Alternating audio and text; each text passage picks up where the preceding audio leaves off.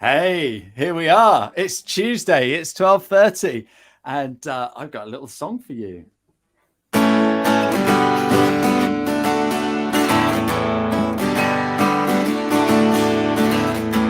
you wait, you don't want to smile. If it takes just a little while, open your eyes and look at the day. You'll see things in a different way. Don't stop thinking about tomorrow. Don't stop, it'll soon be here. Be here, better than before. Yesterday's gone, yesterday's gone. There you go. That was brilliant. Thank you. Thank you very much. Antonia Brickell, how the devil are you? I'm good, apart from it's raining. Cats and dogs. Oh, my word. Do you know why they call it cats and dogs, or why they say it's raining cats and dogs? Go on, then. So years and years and years and years and years ago, when they had thatched roofs, I thought you'd know this. Am I a breathing encyclopedia? Well, you know the word of the day. We've gone off on a tangent already. We're already off the mark. So, so basically, thatched cottage, yeah. And the cats and the dogs used to hide up in the thatch because it was warm and what have you. But when it rained, it would be slippy and they would all fall off. So that's where it came from. That's where it came from. So it's not literally raining cats and dogs. They slipped on the wet thatch. Anyway, let's go back. Why did you choose that song? Just because there are days where you feel so engrossed in that moment and it can take over. And if you don't have a great day, say, you just think, oh, that's it, I'm done. But actually, if you're constantly thinking, the future is ahead, it's positive, it can only be a good thing. Absolutely. There's so much going on all the time, and we just need to take a step away and just go, whew, it's not so important. Absolutely. And so when if you go back and look at my archive, so I've been playing songs during lockdown on my Facebook page. And when I learned this song, so I've been listening to this song forever. And it's one that we've all grown up with, isn't it? And it was only when I was practicing one morning that I realized what the words were. And so I actually went live that morning when it was dark and cold, and I was playing it because I was just like moved by the lyrics. Because why do we worry about everything that else is going on? Just stop thinking about tomorrow. Just get on with today and enjoy it. So yeah, there you go. Great choice of song. Okay, so you are Antonia Brickell, and you've come on, and I'm going to ask you loads of questions about LinkedIn. So the first question is, how long have you actually been on LinkedIn? Oh, a long time, but on a daily basis, probably 7 or 8 months. Okay, so it's only something recently that made you go into doing more on LinkedIn. So what prompted that change then?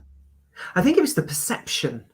You know how there is that mindset that you feel that one platform is this, another is this. I think I had it in my mind that LinkedIn was very corporate. And I think pre-lockdown, it possibly was perceived by a lot of people to be just that. Sort of, look at us, this is what we do. And then suddenly, especially during lockdown, there was this feeling of a meeting of the minds and of the hearts, and almost it was a license to be human. Yep. And suddenly there's just this incredible community, which I don't think I was tuned into before. So it was my bad, because I just suddenly thought, where have I been? There are so many amazing people here. And the rest is history. There's 760 million amazing people, but sadly not all of them are doing things. But we've just got one of our favorite peoples, Odessa. So it was Odessa that introduced us. So and it's people like Odessa that makes this platform what it is. It's just glorious. So yeah, thank you, Odessa, and yeah, great to actually get to know you a little bit more, Antonia. So very much vice versa. And hi, Odessa. I love your use of LinkedIn. and it's similar to Odessa, it's similar to mine, because it isn't a business platform anymore. We got Ross just come in. We're gonna explain. Hey, Ross. We're gonna explain how you know Ross in a little while. It's changed from being a CV to being a corporate thing to being a more personal thing, but for those of us doing stuff to help each other. And we were just having a little chat off camera about how it's nice to be able to help people, and it doesn't pay the mortgage, but it makes you feel really good, doesn't it? Yeah, I think if you can share, even if that means supporting and being a listening ear, if you can share an experience, if someone's on a journey in their business and they're not quite sure what's going on and you can help, well, that's brilliant, isn't it? That's really what people should be doing, you know? Yeah. And this is why I'm bringing the lives, is so that we can find a little bit more about the people that are on LinkedIn doing the stuff that you're doing. So you've told me why you like LinkedIn, but how often do you post your own content? Most days. I try almost every day that I can. So generally sometimes it's 7 days a week. I try and make it 7 days a week, but if it's really hectic looking after little ones in the family, then that tends to come first because it's got to. So 6 days a week generally. Yeah, no, good for you. I love the comment there from Michael. We're social creatures and desire to be around those who are like us and who value us. Absolutely, sir. Thank you very much. Too right. And the same with Tash. Giving is the way to go. And it's just a lovely community, isn't it? This is just incredible. Amazing. You're on it every day. How much time do you spend on it, Antonia? I don't know about you or anybody who is part of this, be it Tash or Brickell or any. Sometimes just the day can go because there are such fantastic, funny, informative, kind, supportive, educational things that you can spend so much time. And I'm one of those people that if someone makes the effort to engage, I want to come back and say something. I feel really bad if I've missed coming back and replying or saying thank you. You know, that's really important. I would say 2 hours, but I don't know if that's true. So you know when someone says how old is your dog, and you've had him 2 years, but in dog years he's 14. Yes, I think you've got LinkedIn hours, haven't you? Definitely. It's exactly the same. But you know what? Doing my business. So if I have deadlines or I'm doing recording with clients and things, then obviously that has to take precedence. But I do love LinkedIn, and it is the community, as Odessa said, and Tash. You know, we're all together in this, and that's what it's about. Yeah, because running your own business, you know, when you were at the BBC, and I can say that because it's all over your LinkedIn. But when you were at the BBC, you could go and talk to a manager, a producer, or somebody, and so like, oh, worried about this, worried about that. But when you're running your own business, it's just me. But I have chats with all kinds of people about anything, and it's just lovely. So yeah, we love LinkedIn. So what have you found the best time to post your content? It can be any time, depending on what the content is. It's also quite unpredictable, but early morning is probably ideal. I remember Tash saying when she was a guest a couple of weeks back that she put something on at lunchtime and it just went whew. That's a technical term, obviously. So yeah, early morning is better. But then in the evening, I've sometimes put videos on, and people around the world have just picked up on it. So it's human nature, unpredictable. Yeah, exactly. But it's what works for you. That there is no right, wrong, or right. I love this. What Paul's just said. It's a place where we have manners and respect for each other. A bit like church, no trolls. Thank you, Paul. That's brilliant. And we are all here. So thanks for that comment as well, Odessa. Do you get business out of the result of you posting stuff on LinkedIn? Yes, I do. In fact, I was motivated to start my own business because randomly 3 different people just out of the blue approached me saying, okay, we're thinking about doing this. We were wondering if you would help us. And it was almost, when you think, do, do, do, do, do, do, telepathic waves.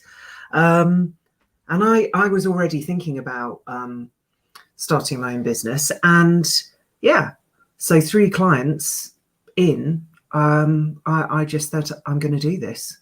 And along the way, yeah, that's continued. Brilliant. I've been very lucky, very, very lucky. Excellent. Well, you're very good, so people want to work with you. So it's you charmer. Well, I don't think it's later. luck. You make your own luck, don't you? Come on. Okay, so what is it you do now then? Because you did work for the Beeb. What is it you do now, and how do you help people? Okay, so I worked in commercial and BBC across the board. So my background is audio, really. It's radio. So even though I have done some TV and I enjoy it and work on video projects, it's not really about me. It's about the skills that I can help companies with to find their voice, tell their story. So I work with companies, sit down and say, okay, tell me about how you got here. So, when somebody comes to you and says, okay, I want a biog, I want to know what makes you stand out more. I will work with that company to bring out the best in who they are, because it's the relationship that you build in business with other people that stands out. So I host and project manage podcasts, and I literally write company stories for them to adapt. Because I was a journalist, broadcast journalist for years. So I sort of sit down and play reporter. I'm kind with it, but I'm honest and say, okay, let's go back to that. Is that really what you mean? Or do you think you should say that? So that we can build that human brand. So that's what I do. Oh, and I do voiceovers and audio narration as well. Oh, fantastic. Which part of the job do you like the best? I love it when individuals who I've worked with say, I'm not quite sure, I feel a bit uncomfortable. And then you hear them on a podcast and they're just incredible. They're rocking it. And so that's, for me, is when something comes together and I know that person is feeling more comfortable in front of the mic. They're not putting on a funny voice. They're just themselves. And suddenly we have this story that we brought to life. That is what I love. I love it, bringing out the best in other people, Yeah, exactly. No, I love it when people turn around to me and say, what do you think of my new profile? And they've nailed it. That on LinkedIn, and it just like, oh, brilliant. It's so comforting, isn't it? And I can see how teachers have a passion for what they do, when the kids are getting their exams or learning a piece or whatever it is. And exactly. So, it's a nice position to be in. That's lovely. So what type of customers do you work with? When I first started, I would have said, tech, sort of people that specialize in a service or a specialist product that's quite difficult to define, and they need to put it into normal language, whatever normal is. So I set up sort of simplifying the complex. So digital services that were like, that sounds great, but what is it? But actually, it can be anybody. So I'm working with a divorce lawyer she's been a divorce lawyer for 35 years. Actually, you would not believe the stories that she has to share. And also the spotlight on how much has changed in 35 years, how the role of women has changed. Also, when she started, she didn't know another female lawyer. And also what was deemed as acceptable 35 years ago, and how things have changed. But she's an incredible storyteller. So she's a joy to work with. Yeah, absolutely. Sounds brilliant. So I mentioned we've got Ross Jolly on earlier, and so I want to ask you how you know him, or why you know him, or what is this all about your breakfast habits on a Thursday? part of the Burritonians, wonderful, wonderful collection of people. So I always get the big and the live the wrong way around. The big live breakfast burrito, which is on Thursdays, with a group of people who have fun, share particular specialties, just have a giggle, and it's really a prime example of the LinkedIn community coming together, with Eric Doyle, Matt Pybus, and also Kevin Milne. They're at the helm as hosts.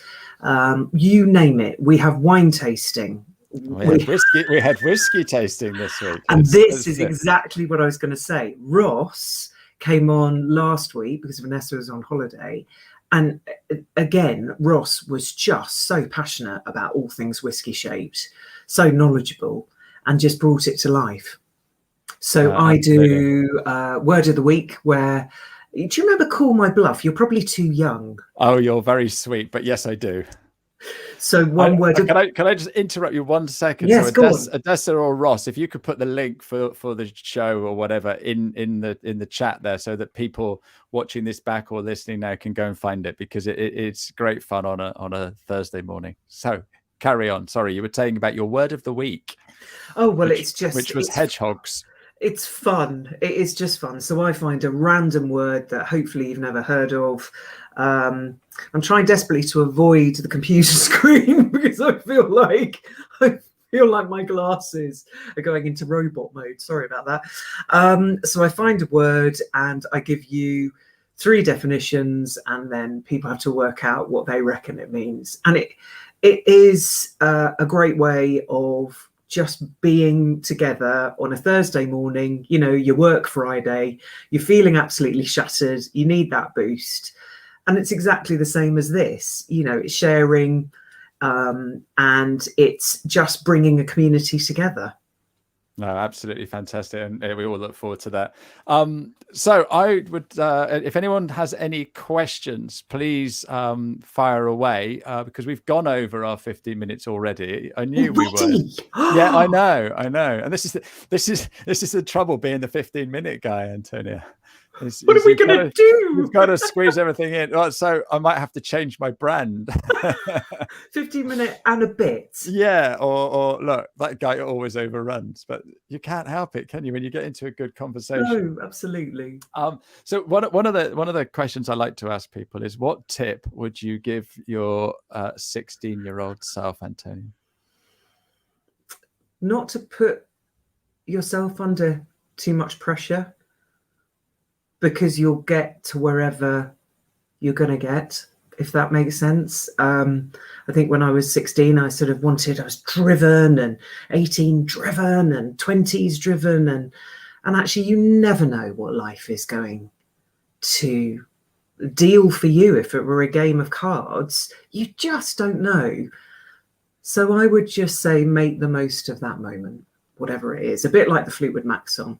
Yeah, you know, yeah. Just... yeah, not take life too seriously, just go with the flow.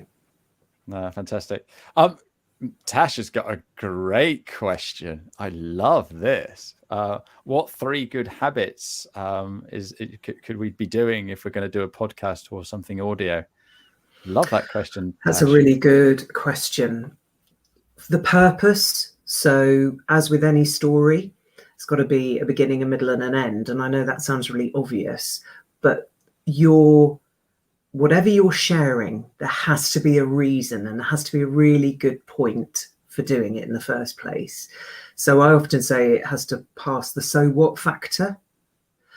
And the key is not to be someone who you think you should be or how you should sound. The key is to just be you. And that sounds really simple, but there's something about being on camera or in front of the microphone where it's very, very easy and understandable, because you're out of your comfort zone, where you feel you should up the octave of your voice, or, I mean, my hands are always flying here, there and everywhere, my gosh. But ideally, if you're you, then just go with it, because people are going to buy into you. Well, it's so much easier to be you, isn't it? If you start doing a voice or something, it's like, oh, hang on, What was I doing? What was I doing? Yeah, absolutely. Because if you make a mistake, and we're all human, and actually we fall in love with the imperfections in fellow human beings, it's not the perfections, then you're always going to revert back to your authentic self anyway. Absolutely. So and it's also exhausting when you feel like you're putting on an act.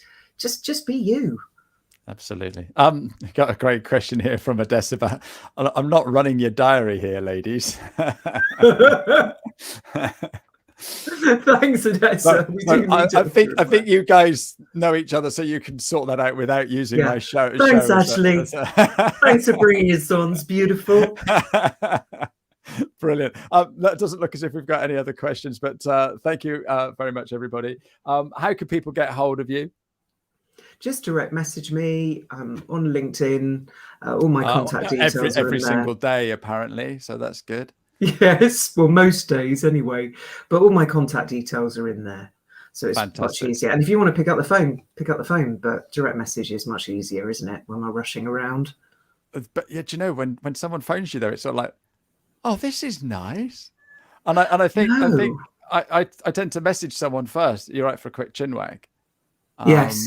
And I guess nowadays we do it more on Zoom than we do on a phone. But yeah, it's quite weird when the phone's ringing. Oh, yes. What do I do? Exactly. Life has changed just markedly, hasn't it, over the last few years? It's just a different world. Totally. You have been lovely. I'm sure we're going to have a little chat afterwards about the technique and everything, because I've just been so nervous because of your history and experience. No. But thank you for being lovely. And we will be back next week with where is the? I've got it here. We have got an author next week by the name of John Lamerton. He is an absolute character, lovely guy. Written 2 books. After his first one, he said he's never going to write again. He's in the middle of writing his 3rd. So I'm looking forward to meeting him next week. But Antonia, thank you for being a perfect guest. And thank you to everybody that's joined in today with their comments and everything. And thank you very much indeed. We'll see you next week. Thank you. Goodbye. Huge compliment to be invited. Thank you. Thank you.